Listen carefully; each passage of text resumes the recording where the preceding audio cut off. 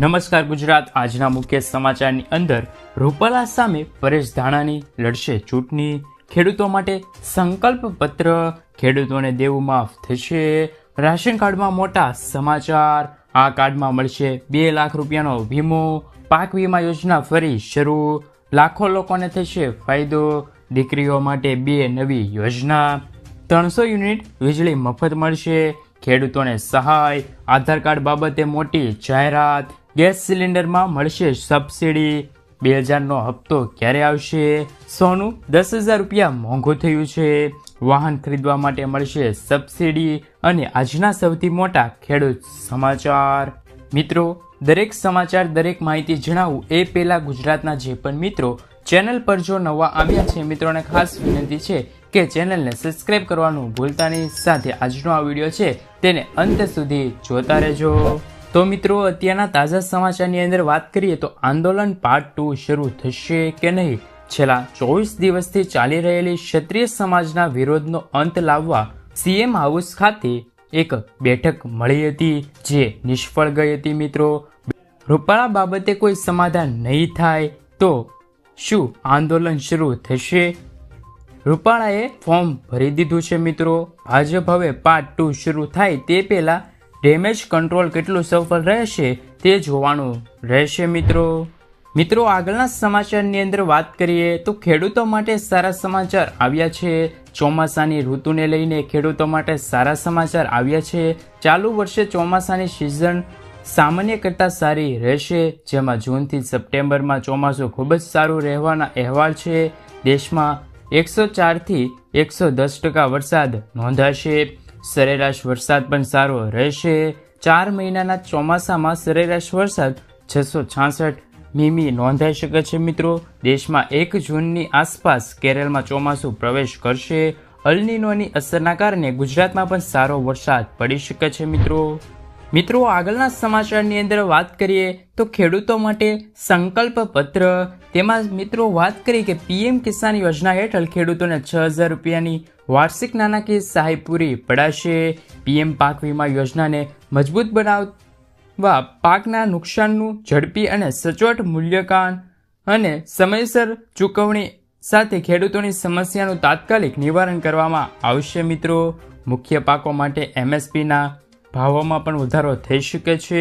સમય મર્યાદા એમએસપી વધારવાનું ચાલુ રાખીશું।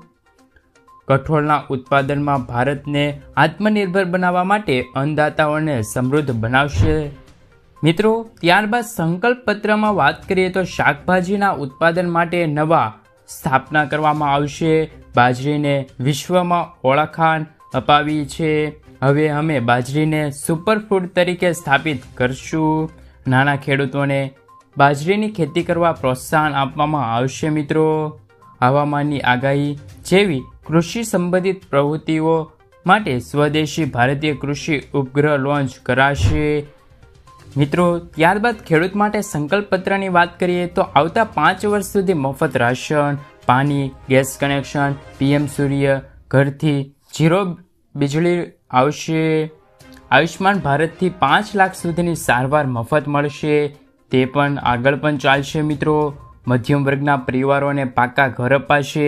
પેપર લીક પર મોટા કાયદા બનશે અને નેશનલ એજ્યુકેશન પોલિસી પણ લાગુ થઈ શકે છે।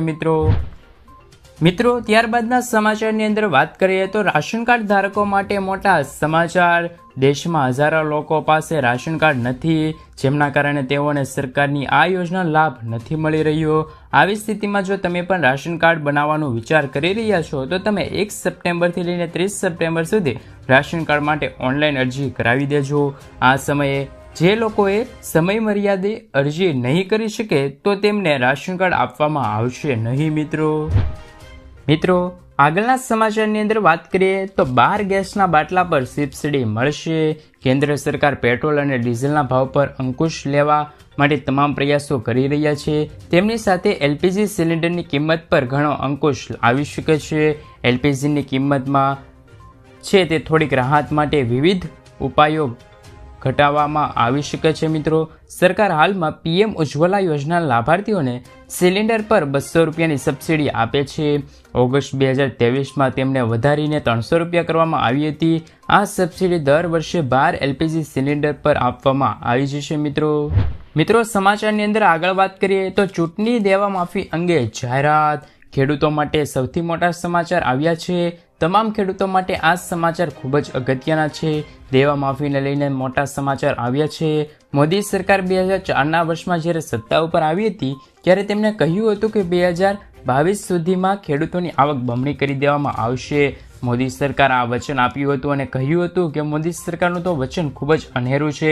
મોદી સરકાર વચન આપે છે એ વચન ક્યારેય ખોટું જતું નથી, પરંતુ આ વચનનું લક્ષ્ય હજુ સુધી પૂર્ણ થયું નથી. ખેડૂતોને જે વચન આપ્યું હતું તે પણ પૂર્ણ નથી થયું. મિત્રો, જોકે લોકસભાની ચૂંટણી પણ આવી રહી છે, તો શું ખેડૂતોનું દેવું માફ થશે કે નહીં? કોમેન્ટ બોક્સમાં જરૂરથી જણાવી દેજો. મિત્રો આગળના સમાચારની અંદર વાત કરીએ તો સીએમ ભૂપેન્દ્ર પટેલ દીકરીઓ માટે 2 નવી યોજનાનો પ્રારંભ કરશે. તો મિત્રો, સીએમ ભૂપેન્દ્ર પટેલ અમદાવાદમાં છે તે હાઈસ્કૂલમાં નમો લક્ષ્મી યોજના અને નમો સરસ્વતી વિજ્ઞાન સાધના યોજનાની શરૂઆત કરશે. નમો લક્ષ્મી યોજના હેઠળ લાભાર્થી દીકરીઓને પોષણ અને આરોગ્ય માટે કુલ મળીને 50,000 રૂપિયા સુધીની સહાય મળશે. સરસ્વતી વિજ્ઞાન સાધના હેઠળ વિદ્યાર્થીઓને વિજ્ઞાન પ્રવાહમાં અભ્યાસ કરવા માટે 25,000 રૂપિયા સુધીની સહાય મળશે. મિત્રો સમાચારની અંદર આગળ વાત કરીએ તો પાક વીમા યોજના ફરી શરૂ. પાક વીમા યોજના ગુજરાતમાં ફરીવાર શરૂ કરવાને લઈને મોટા સમાચાર આવ્યા છે. ગુજરાતમાં ફરીવાર પાક વીમા આગામી ખરીફ સિઝનથી શરૂ કરવામાં આવશે. આ વખતે પાક વીમા યોજના ખેડૂતોને લાભ થાય અને વીમા કંપનીઓ ખેડૂતોને લૂંટી ન જાય તે દરેક નિયમો અને શરતો ખેડૂતલક્ષી કરવામાં આવશે. ખેડૂતોને પાક વીમાની રકમ 48 કલાકમાં મળી જશે તેવી ઝડપી પ્રોસેસ સાથે પાક વીમા યોજના ફરીવાર એન્ટ્રી કરવામાં આવી જશે. મિત્રો આગળના સમાચારની અંદર વાત કરીએ તો સોનું 10,000 રૂપિયા મોંઘું. સોનાના ભાવે આજે રેકોર્ડ બનાવ્યો છે. 24 કેરેટ સોનું આજે 701 રૂપિયા મોંઘું થઈને 73,000 રૂપિયાને પાર પ્રતિ 10 ગ્રામ પહોંચી ગયું છે. આ વર્ષની શરૂઆતની છેલ્લા 3.5 મહિનાથી સોનું 10,000 રૂપિયા મોંઘું થયું છે. 1 જાન્યુઆરીથી સોનું 63,000 રૂપિયા પર હતું, તે હવે 73,000 રૂપિયા પર પહોંચ્યું છે. નિષ્ણાતોના મતે આ વર્ષે સોનું 75,000 અને ચાંદી 1 લાખ રૂપિયા સુધી પહોંચી શકે છે. મિત્રો આગળના સમાચારની અંદર વાત કરીએ તો 2000નો હપ્તો ક્યારે આવશે તેમને લઈને મહત્વના સમાચાર છે. 2000નો હપ્તો મેળવવા KYC કરાવવું ફરજિયાત હોય છે, જેની પદ્ધતિ મિત્રો સરકારે ખૂબ જ સરળ બનાવી દીધી છે. જેની વાત કરીએ તો કેન્દ્ર સરકાર PM કિસાન સન્માન નિધિ યોજનામાં મોટો ફેરફાર કરશે.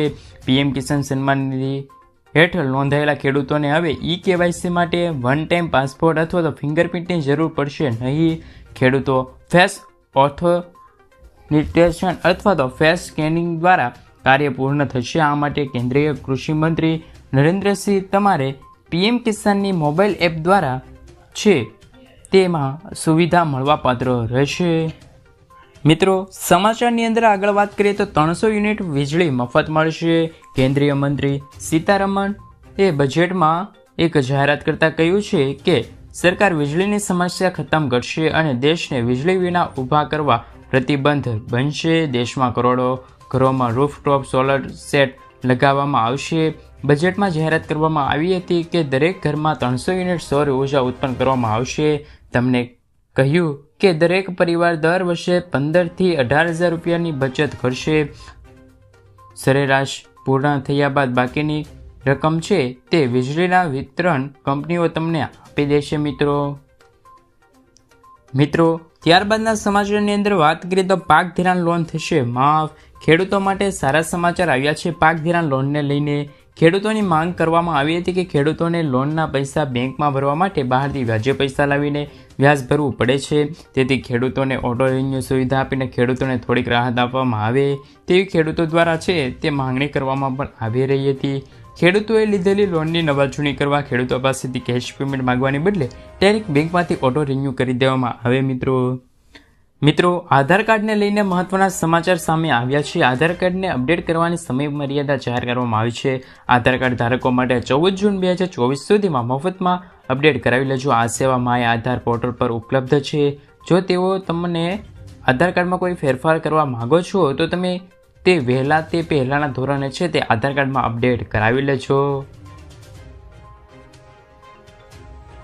મિત્રો, સમાચારની અંદર આગળ વાત કરીએ તો વાહન ખરીદવા માટે મળશે સબસિડી. ગુજરાતના ખેડૂતોની આવક બમણી થાય તે માટે સરકાર દ્વારા અનેક પ્રકારની યોજનાઓ ચલાવવામાં આવે છે. રાજ્ય સરકાર દ્વારા ખેતીના સાધનો અને વાહન માટે સબસિડી આપે છે. આવી જ એક ખેડૂતલક્ષી યોજના કિસાન પરિવહન યોજના છે. ખેડૂતોના પાક ઉગાડે પછી તેને માર્કેટ યાર્ડ સુધી પહોંચાડવા માટે પરિવહન માટે ટ્રેક્ટર જેવા સાધનોની જરૂર પડે છે. ઘણી વખત વાહનોના અભાવના કારણે પાક બગડી જતા હોય છે, જેમના કારણે ખેડૂતોને નુકસાનનો વારો પણ આવે છે. મિત્રો, ત્યારબાદના અને આજના અંતિમ સમાચારની અંદર વાત કરીએ તો આજના સૌથી મોટા ખેડૂત સમાચાર.